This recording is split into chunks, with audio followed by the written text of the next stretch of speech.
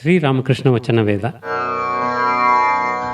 ಶ್ರೀರಾಮಕೃಷ್ಣರು ಈಶ್ವರಚಂದ್ರ ವಿದ್ಯಾಸಾಗರನನ್ನು ನೋಡಲು ಹಂಬಲಿಸಿದ್ದರು. ಈ ವಿಷಯವನ್ನು ಅವನಿಗೆ ತಿಳಿಸಿದಾಗ ಆತ ಶನಿವಾರ ಮಧ್ಯಾಹ್ನ ಅವರನ್ನು ಕರೆತರಲು ತಿಳಿಸಿದ. ಆತ ಹಾಗೂ ಇತರ ಭಕ್ತರೊಡನೆ ಮಾತನಾಡುತ್ತಾ ಭಗವಂತನ ಸಾಕ್ಷಾತ್ಕಾರದ ಮಾರ್ಗಗಳ ಬಗ್ಗೆ ಶ್ರೀರಾಮಕೃಷ್ಣರು ತಿಳಿಸಿಕೊಡುತ್ತಿದ್ದಾರೆ. ಜಗತ್ತಿನ ಸೃಷ್ಟಿ ವೈಚಿತ್ರ್ಯ, ಅಲ್ಲಿನ ಜೀವಿಗಳಲ್ಲಿನ ಶಕ್ತಿಯ ತಾರತಮ್ಯ, ಇವುಗಳನ್ನು ಶ್ರೀರಾಮಕೃಷ್ಣರು ವರ್ಣಿಸುವಾಗ ವಿದ್ಯಾಸಾಗರ ಆಶ್ಚರ್ಯಪಟ್ಟು ಇದು ಹೇಗೆ ಎಂದು ಕೇಳುತ್ತಿದ್ದಾನೆ. ವಿದ್ಯಾಸಾಗರ: ಏನು, ಆತ ಕೆಲವಕ್ಕೆ ಹೆಚ್ಚು ಶಕ್ತಿ, ಕೆಲವಕ್ಕೆ ಕಡಿಮೆ ಶಕ್ತಿ ಕೊಟ್ಟಿದ್ದಾನೆಯೇ? ಶ್ರೀರಾಮಕೃಷ್ಣರು: ಭಗವಂತ ವಿಭು ರೂಪದಲ್ಲಿ ಎಲ್ಲ ಭೂತಗಳಲ್ಲಿಯೂ ಇದ್ದಾನೆ, ಇರುವೆಯಲ್ಲಿ ಕೂಡ, ಆದರೆ ಮಾತ್ರ ಶಕ್ತಿ ವಿಶೇಷತೆಯಿಂದ. ಹಾಗಿಲ್ಲದಿದ್ದರೆ ಒಬ್ಬ 10 ಜನರನ್ನು ಬಡಿದೋಡಿಸಿ ಬಿಡುವುದನ್ನು ಇನ್ನೊಬ್ಬ ಒಬ್ಬನನ್ನು ಕೂಡ ಎದುರಿಸಲು ಆಗದಿರುವುದಕ್ಕೂ ಎಲ್ಲಾಗುತ್ತಿತ್ತು. ಇಲ್ಲದಿದ್ದರೆ ನಿನ್ನನ್ನು ಏಕೆ ಎಲ್ಲ ಗೌರವಿಸುತ್ತಿದ್ದಾರೆ? ನಿನಗೇನು 2 ಕೊಂಬುಗಳು ಬೆಳೆದಿವೆಯೇ? ನಗು. ನಿನ್ನಲ್ಲಿ ವಿದ್ಯೆ, ದಯೆ ಬೇರೆಯವರಿಗಿಂತ ಅಧಿಕವಾಗಿ ಇದೆ. ಅದಕ್ಕಾಗಿ ಜನ ನಿನ್ನನ್ನು ಗೌರವಿಸುತ್ತಾರೆ, ನೋಡುವುದಕ್ಕೆ ಬರುತ್ತಾರೆ. ಏನು, ನಾನು ಹೇಳುವುದು ಸರಿತಾನೆ? ವಿದ್ಯಾಸಾಗರ ಕಿರುನಗೆ ನಗುತ್ತಿದ್ದಾನೆ.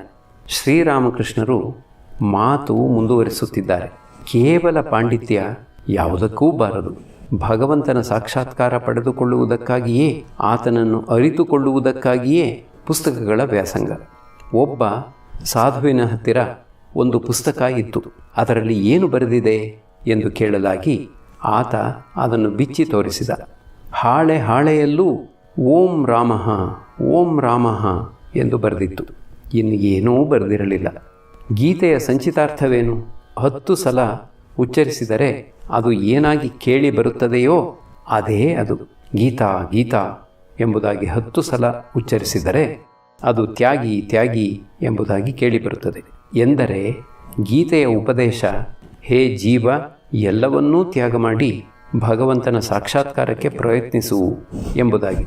ಸಾಧುವೇ ಆಗಲಿ, ಸಂಸಾರಿಯೇ ಆಗಲಿ, ಎಲ್ಲರೂ ಆಸಕ್ತಿಗಳನ್ನು ಮನಸ್ಸಿನಿಂದ ತೊಡೆದು ಹಾಕಬೇಕು. ಚೈತನ್ಯ ದೇವ ದಕ್ಷಿಣ ಭಾರತದಲ್ಲಿ ತೀರ್ಥಯಾತ್ರೆ ಮಾಡುತ್ತಿದ್ದಾಗ ಒಬ್ಬ ಗೀತೆ ಓದುತ್ತಿರುವುದನ್ನು ನೋಡಿದ. ಇನ್ನೊಬ್ಬ ಸ್ವಲ್ಪ ದೂರದಲ್ಲೇ ಕುಳಿತು ಅದನ್ನು ಕೇಳುತ್ತಾ ಅಳುತ್ತಿದ್ದ. ಆತನ ಕಣ್ಣುಗಳಲ್ಲಿ ನೀರು ಸುಮ್ಮನೆ ತುಂಬಿಕೊಂಡಿತ್ತು. ಚೈತನ್ಯ ದೇವ ಆತನನ್ನು ಕೇಳಿದ, ಏನು, ಇದೆಲ್ಲ ನಿನಗೆ ಅರ್ಥವಾಗುತ್ತದೆಯೇ? ಆತ ಹೇಳಿದ, ಇಲ್ಲ, ಈ ಶ್ಲೋಕ ಎಳ್ಳಷ್ಟೂ ಅರ್ಥವಾಗುವುದಿಲ್ಲ. ಚೈತನ್ಯ ದೇವ ಕೇಳಿದ, ಹಾಗಾದರೆ ಏಕೆ ಅಳುತ್ತಾ ಇದ್ದೀಯೇ?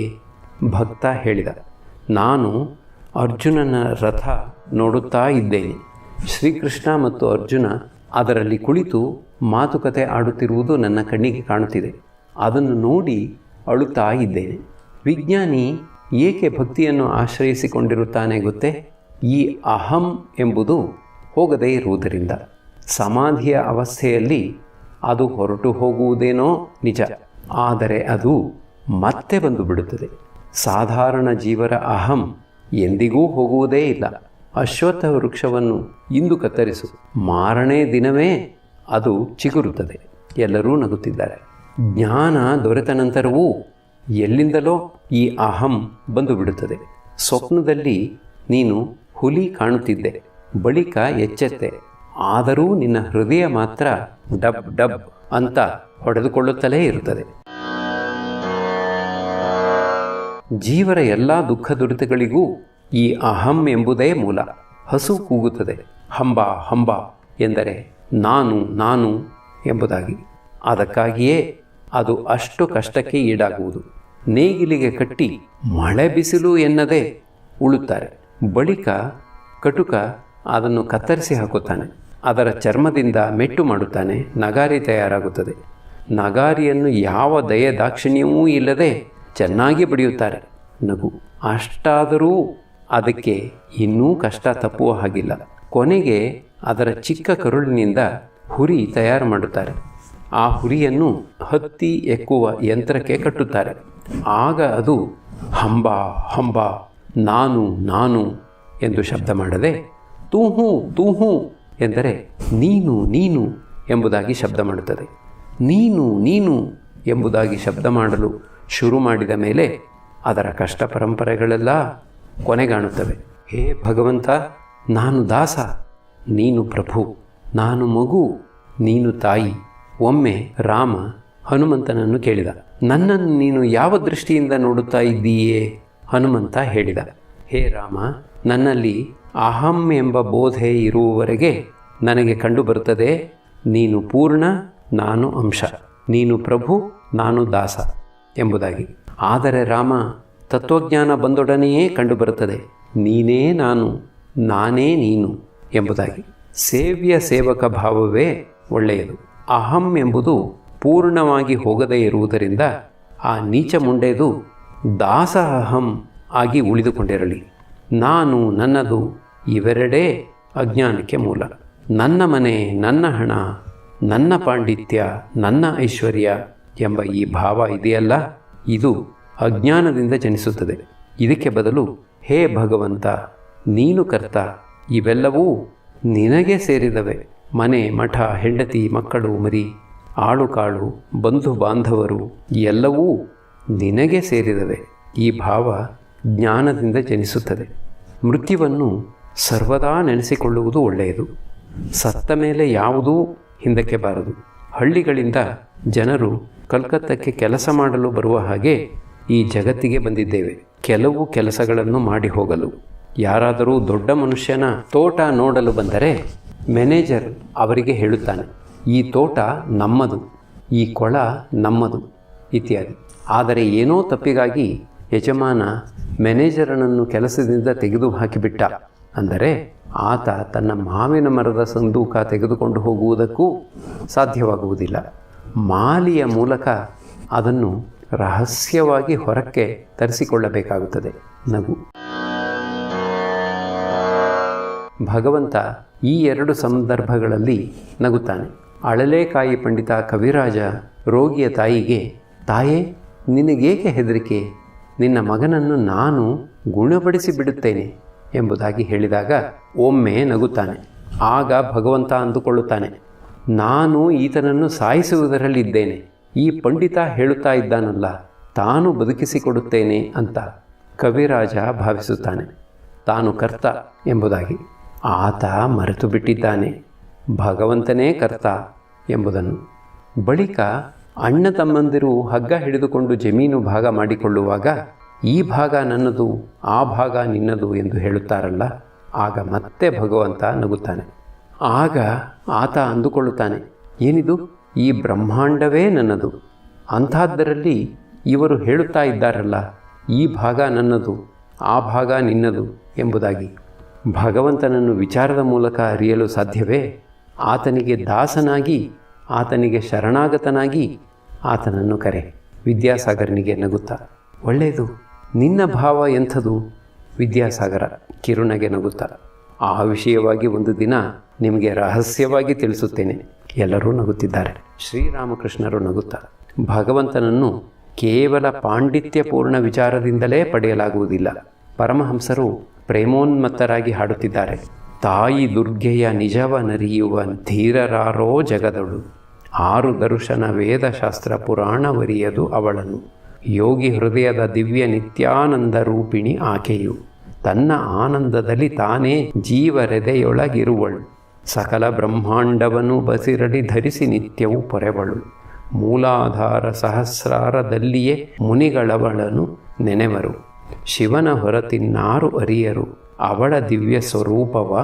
ಪದ್ಮವನದಲ್ಲಿ ಹಂಸರೂಪನ ಜೊತೆಗೆ ನಲಿಯುವ ಮಾಟವ. ಕಡಲನೀಜುವೆನೆಂಬ ಮರುಳನ ಕಲ್ಪನೆಗೆ ನಗುವಂದದಿ. ಇಂಥ ತಾಯಿಯ ತಿಳಿದೆನೆಂದರೆ ಪ್ರಸಾದ ರಾಮನು ನಗುವನು. ಕುಬ್ಜನಾದುವ ಮುಗಿಲ ಚಂದ್ರನ ಹಿಡಿವ ಯತ್ನದ ತೆರದಲ್ಲಿ. ಬುದ್ಧಿ ಅರಿತರು ಹೃದಯವರಿಯದು ತಾಯಿ ದುರ್ಗೆಯ ನಿಜವನು. ಪರಮಹಂಸರು ಮಾತು ಮುಂದುವರಿಸುತ್ತಾ ಹೇಳುತ್ತಿದ್ದಾರೆ, ನೋಡಿದೆಯೋ, ಸಕಲ ಬ್ರಹ್ಮಾಂಡವನ್ನು ಬಸಿರಲಿ ಧರಿಸಿ ನಿತ್ಯವೂ ಪೊರೆವಳು. ಕವಿ ಮತ್ತೆ ಹೇಳುತ್ತಿದ್ದಾನೆ, 6 ದರ್ಶನ ವೇದಶಾಸ್ತ್ರ ಪುರಾಣವರಿಯದು ಅವಳನ್ನು. ಕೇವಲ ಪಾಂಡಿತ್ಯದಿಂದಲೇ ಆಕೆಯನ್ನು ಪಡೆಯಲಾಗುವುದಿಲ್ಲ. ಶ್ರದ್ಧೆ ಮತ್ತು ಭಕ್ತಿ ಬೇಕು. ವಿಶ್ವಾಸಕ್ಕೆ ಎಷ್ಟು ಬಲ ಎಂಬುದನ್ನು ಕೇಳಿ. ಒಬ್ಬ ಸಮುದ್ರ ದಾಟಿ ಲಂಕೆಯಿಂದ ಭಾರತಕ್ಕೆ ಬರಬೇಕಾಗಿತ್ತು. ವಿಭೀಷಣ ಆತನಿಗೆ ಹೇಳಿದ, ಈ ವಸ್ತುವನ್ನು ನಿನ್ನ ಪಂಚೆಯ ಕೊನೆಗೆ ಕಟ್ಟಿಕೋ. ನಿರ್ವಿಘ್ನವಾಗಿ ಸಮುದ್ರ ದಾಟಿಬಿಡುತ್ತೀಯೇ. ನೀರಿನ ಮೇಲೆ ನಡೆದು ಹೋಗಲು ಸಾಧ್ಯವಾಗುತ್ತದೆ. ಆದರೆ ಅದನ್ನು ಮಾತ್ರ ಬಿಚ್ಚಿ ನೋಡಬೇಡ. ನೋಡಿದೆಯೋ ಮುಳುಗಿ ಹೋಗುತ್ತೀಯೇ. ಶ್ರದ್ಧೆಯ ಬಲ ಅಂಥದ್ದು. ಆ ಮನುಷ್ಯ ಸುಲಭವಾಗಿ ಸಮುದ್ರದ ಮೇಲೆ ನಡೆದು ಹೋಗುತ್ತಿದ್ದ. ಸ್ವಲ್ಪ ದೂರ ಹಾಗೇ ನಡೆದು ಹೋದ ಮೇಲೆ ಆತನಿಗೆ ಯೋಚನೆ ಬಂತು. ವಿಭೀಷಣ ನನ್ನ ಪಂಚೆ ತುದಿಗೆ ಎಂಥ ಅದ್ಭುತ ವಸ್ತುವನ್ನು ಕಟ್ಟಿರಬೇಕು. ನಾನು ಇಷ್ಟು ಸುಲಭವಾಗಿ ನೀರಿನ ಮೇಲೆ ನಡೆದುಕೊಂಡು ಹೋಗಬೇಕಾದರೆ. ಹೀಗೆಂದು ಯೋಚಿಸಿ ಗಂಟು ಬಿಚ್ಚಿ ನೋಡುತ್ತಾನೆ. ಕೇವಲ ರಾಮನಾಮ ಬರೆದಿರೋ ಒಂದು ಎಲೆ ಮಾತ್ರ ಅದರಲ್ಲಿದೆ. ಓ, ಇದೇನೇ ಇದರೊಳಗಿರುವುದು ಎಂಬ ಭಾವನೆ ಬಂದೊಡನೆಯೇ ಆತ ಮುಳುಗಿ ಹೋದ. ಜನ ಹೇಳುತ್ತಾರೆ, ಹನುಮಂತನಿಗೆ ರಾಮನಾಮದ ಮಹಿಮೆಯಲ್ಲಿ ಅಂಥ ವಿಶ್ವಾಸ. ಅದರ ಬಲದಿಂದ ಆತ ಸಮುದ್ರವನ್ನೇ ಲಂಘನೆ ಮಾಡಿಬಿಟ್ಟ. ಆದರೆ ಸ್ವಯಂ ರಾಮ ಸೇತುವೆ ಕಟ್ಟಬೇಕಾಯಿತು. ಭಗವಂತನಲ್ಲಿ ಶ್ರದ್ಧೆ ಉಂಟಾಗಿ ಬಿಟ್ಟಿದ್ದೇ ಆದರೆ ಮನುಷ್ಯ ಪಾಪ ಕಾರ್ಯಗಳನ್ನು ಮಾಡಿರಲಿ ಅಥವಾ ಮಹಾಪಾತಕ ಕಾರ್ಯಗಳನ್ನೇ ಮಾಡಿರಲಿ ಆತ ಯಾವುದಕ್ಕೂ ಹೆದರಬೇಕಾಗಿಲ್ಲ. ಈಗ ಪರಮಹಂಸರು ಶ್ರದ್ಧೆಯ ಮಹಿಮೆಯನ್ನು ಕೊಂಡಾಡುವ ಒಂದು ಹಾಡನ್ನು ಹಾಡುತ್ತಿದ್ದಾರೆ. ನಾ ಪಾಪಿಯಾದರೂ ನನ್ನ ಕಡೆಗಾಲದಲ್ಲಿ ನಿನ್ನ ಶ್ರೀರಾಮವನ್ನು ಜಪಿಸುತ್ತಿರಲು ಪರಮಹಂಸರು ಮಾತು ಮುಂದುವರಿಸುತ್ತಿದ್ದಾರೆ. ಶ್ರದ್ಧೆ ಮತ್ತು ಭಕ್ತಿ. ಭಕ್ತಿಯಿಂದ ಭಗವಂತನನ್ನು ಸಹಜವಾಗಿ ಸಾಕ್ಷಾತ್ಕಾರ ಮಾಡಿಕೊಳ್ಳಬಹುದು. ಆತ ಭಾವಕ್ಕೆ ವಶನಾಗುತ್ತಾನೆ. ಹೀಗೆಂದು ಹೇಳಿ ಮತ್ತೆ ಪರಮಹಂಸರು ಹಾಡುತ್ತಿದ್ದಾರೆ. ದೇವದೇವನ ನಿಜವನರಿಯಲು ಮನವು ತೊಳಲುತ ಬಳಲಿದೆ. ಹಾಡನ್ನು ಹಾಡುತ್ತಿದ್ದ ಹಾಗೇ ಪರಮಹಂಸರು ಸಮಾಧಿಸ್ಥರಾಗಿ ಬಿಟ್ಟಿದ್ದಾರೆ. ಕೈ ಮುಗಿದುಕೊಂಡಿದ್ದಾರೆ. ದೇಹ ನೆಟ್ಟಗೆ ಸ್ಥಿರವಾಗಿ ಕುಳಿತಿದೆ. ನೇತ್ರಗಳೆರಡೂ ಸ್ಪಂದಹೀನವಾಗಿವೆ. ಆ ಬೆಂಚಿನ ಮೇಲೆ ಪಶ್ಚಿಮಾಭಿಮುಖರಾಗಿ ಕುಳಿತು ಕಾಲನ್ನು ಕೆಳಕ್ಕೆ ಬಿಟ್ಟುಕೊಂಡಿದ್ದಾರೆ. ಎಲ್ಲರೂ ಕತ್ತು ಎತ್ತಿ ಈ ಅದ್ಭುತ ಅವಸ್ಥೆಯನ್ನು ನೋಡುತ್ತಿದ್ದಾರೆ. ಪಂಡಿತ ವಿದ್ಯಾಸಾಗರ ಸ್ತಬ್ಧನಾಗಿ ಏಕದೃಷ್ಟಿಯಿಂದ ನೋಡುತ್ತಿದ್ದಾನೆ. ಪರಮಹಂಸರು ಈಗ ಪ್ರಕೃತಿಸ್ಥರಾಗುತ್ತಿದ್ದಾರೆ. ದೀರ್ಘ ನಿಶ್ವಾಸ ಬಿಟ್ಟು ನಸುನಗೆ ನಗುತ್ತಾ ಹೇಳುತ್ತಿದ್ದಾರೆ, ಭಗವಂತನ ಸಾಕ್ಷಾತ್ಕಾರಕ್ಕೆ ಭಾವ ಭಕ್ತಿ ಬೇಕು ಎಂದರೆ ಆತನನ್ನು ಪ್ರೀತಿಸಬೇಕು. ಬ್ರಹ್ಮನನ್ನೇ ತಾಯಿ ಎಂದು ಪ್ರಸಾದ ಕರೆಯುತ್ತಾನೆ. ಶ್ರೀ ಪ್ರಸಾದನು ನುಡಿವ ನೀತರ ಮಾತೃಭಾವದಿ ನೆನೆವೆನು. ಈ ರಹಸ್ಯವ ಜಗದ ಸಂತೆಯ ಜನದ ಜಂಗುಳಿಗೊರೆಯನು. ನನ್ನ ಸೂಚನೆ ಎರಿತು ನೀವೇ ತಿಳಿಯರಾತನ ನಿಜವನ್ನು.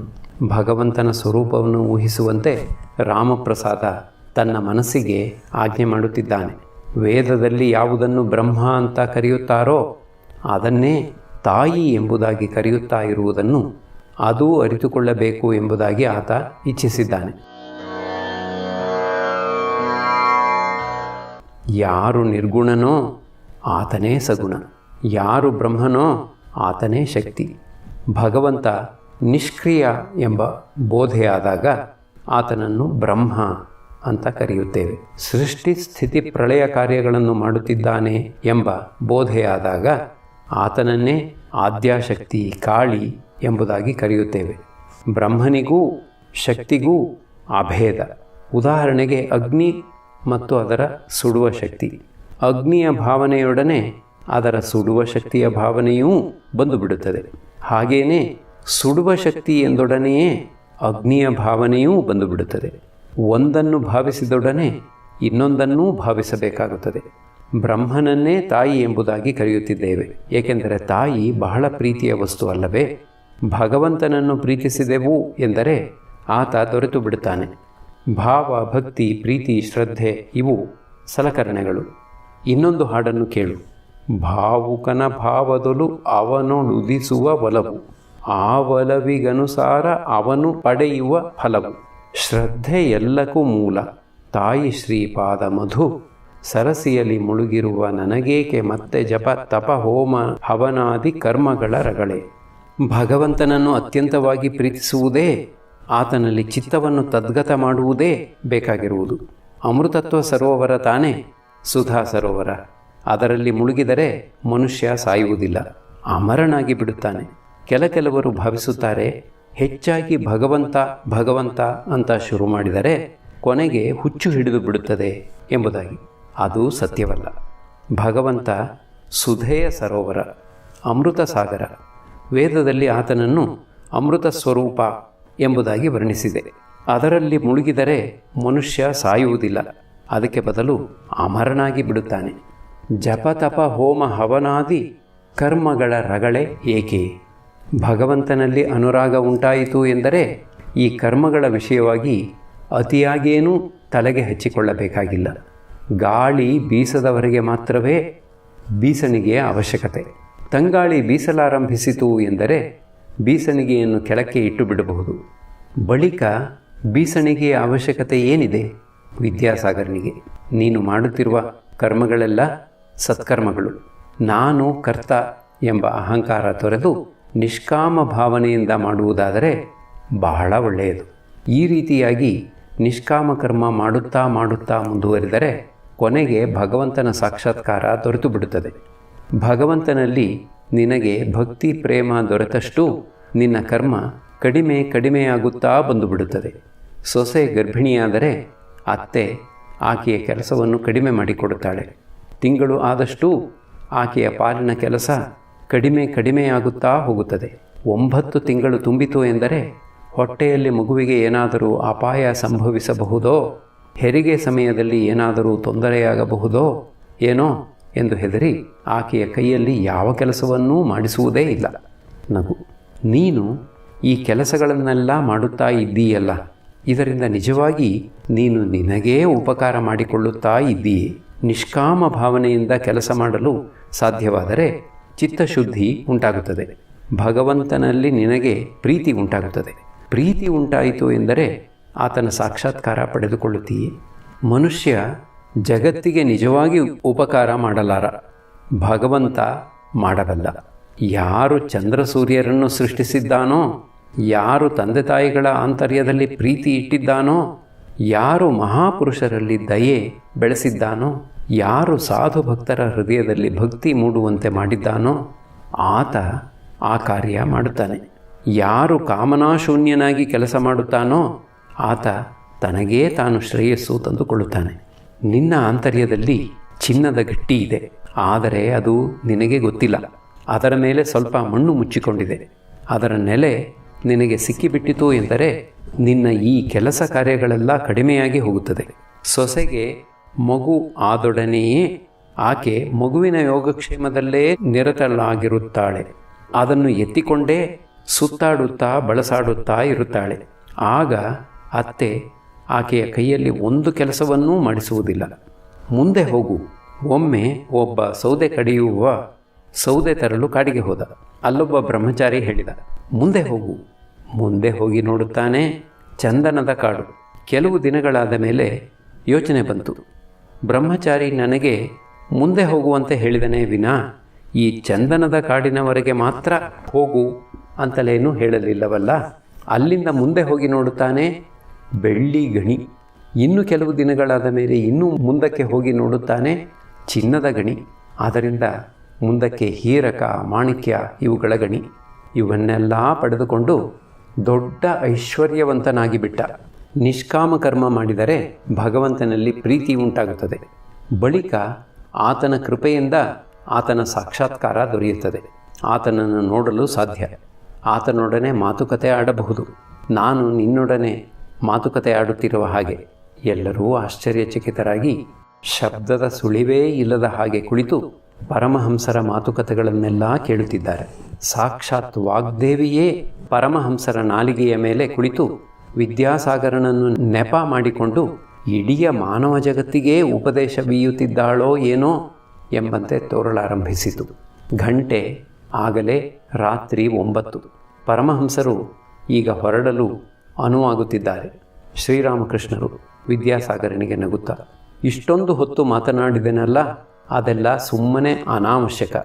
ಎಲ್ಲ ನಿನಗೆ ಗೊತ್ತಿದೆ, ಆದರೆ ಅದರ ಅರಿವೇ ಇರಲಿಲ್ಲ. ವರುಣನ ಭಂಡಾರದಲ್ಲಿ ಎಷ್ಟೊಂದು ರತ್ನಗಳು, ಆದರೆ ಅವು ಆತನಿಗೆ ಗೊತ್ತೇ ಇಲ್ಲ. ವಿದ್ಯಾಸಾಗರ ನಗುತ್ತಾ, ನೀವು ಸುಮ್ಮನೆ ಬೇಕಾದರೆ ಹಾಗೆ ಹೇಳಬಹುದು. ಶ್ರೀರಾಮಕೃಷ್ಣರು ನಗುತ್ತಾ, ಹೌದು, ಅನೇಕ ಮಂದಿ ಧನಿಕರಿಗೆ ತಮ್ಮ ಆಡುಕಾಳಿನ ಹೆಸರೇ ಗೊತ್ತಿರುವುದಿಲ್ಲ. ಮನೆಯಲ್ಲಿ ಎಷ್ಟೆಷ್ಟು ಬೆಲೆಯುಳ್ಳ ವಸ್ತು ಎಲ್ಲೆಲ್ಲಿ ಬಿದ್ದಿದೆ ಎಂಬುದೂ ಗೊತ್ತಿರುವುದಿಲ್ಲ. ಎಲ್ಲರೂ ನಗುತ್ತಿದ್ದಾರೆ. ಪರಮಹಂಸರ ಮಾತು ಕೇಳಿ ಎಲ್ಲರಿಗೂ ಆನಂದವಾಗಿ ಬಿಟ್ಟಿದೆ. ಮತ್ತೆ ವಿದ್ಯಾಸಾಗರನನ್ನು ಸಂಬೋಧಿಸಿ ನಗುತ್ತಾ ಹೇಳುತ್ತಿದ್ದಾರೆ, ಒಮ್ಮೆ ತೋಟ ನೋಡುವುದಕ್ಕೆ ಬನ್ನಿ. ರಾಣಿ ರಾಸಮಣಿಯ ತೋಟವನ್ನು ಬಹಳ ಮನೋಹರವಾದ ಜಾಗ. ವಿದ್ಯಾಸಾಗರ, ಬಾರದೆ ಮತ್ತೆ? ನೀವು ಇಲ್ಲಿಗೆ ಬಂದ ಮೇಲೆ ನಾನು ಅಲ್ಲಿಗೆ ಹೋಗಬೇಡವೇ? ಶ್ರೀರಾಮಕೃಷ್ಣರು, ನಮ್ಮ ಅಲ್ಲಿಗೆ? ಛೇ ಛೇ. ವಿದ್ಯಾಸಾಗರ, ಏಕೆ ಹೀಗೆ ಹೇಳುತ್ತಿದ್ದೀರಿ? ದಯವಿಟ್ಟು ಕಾರಣ ತಿಳಿಸಿ. ಶ್ರೀರಾಮಕೃಷ್ಣರು ನಗುತ್ತಾ, ನಾವು ಚಿಕ್ಕ ಮೀನು ಹಿಡಿಯುವ ದೋಣಿ. ಎಲ್ಲರೂ ನಗುತ್ತಿದ್ದಾರೆ. ಚಿಕ್ಕ ಕಾಲುವೆ, ಜೌಗು ಪ್ರವೇಶ, ಬೇಕಾದರೆ ದೊಡ್ಡ ನದಿ, ಎಲ್ಲಿಗೆ ಬೇಕಾದರಲ್ಲಿಗೆ ಹೋಗಬಲ್ಲೆವು.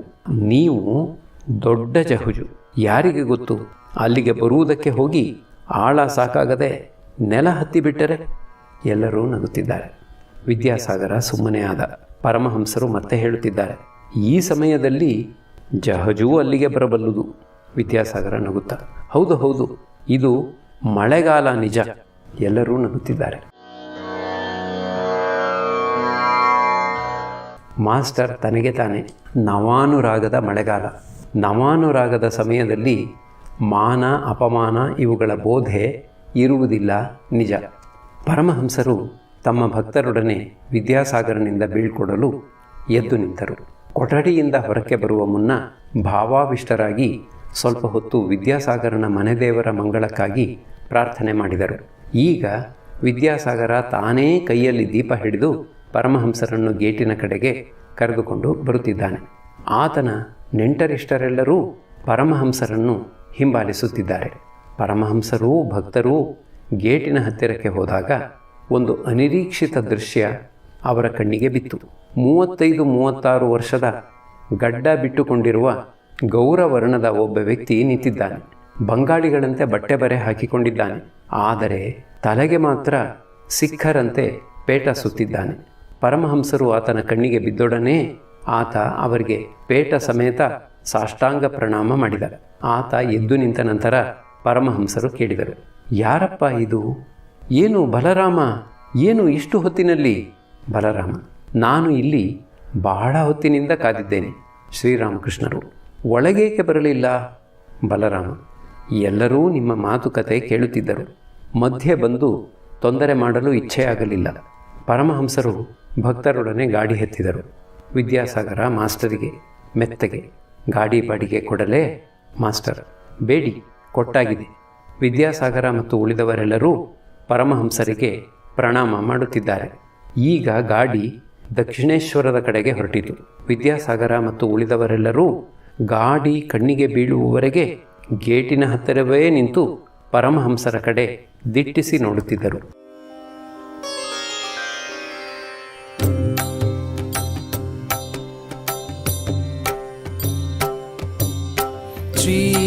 ಶ್ರೀರಾಮಕೃಷ್ಣ ಮಂಗಲಕಾರಿ, ಶ್ರೀರಾಮಕೃಷ್ಣ ಮಂಗಲಕಾರಿ, ಶ್ರೀರಾಮಕೃಷ್ಣ ಮಂಗಲಕಾರಿ, ಶ್ರೀರಾಮಕೃಷ್ಣ ಮಂಗಲಕಾರಿ. ನಮೋ ನಾರಾಯಣ ಭವದುಃಖಹಾರಿ, ನಮೋ ನಾರಾಯಣ ಭವದುಃಖಹಾರಿ, ನಮೋ ನಾರಾಯಣ ಭವದುಃಖಹಾರಿ, ನಮೋ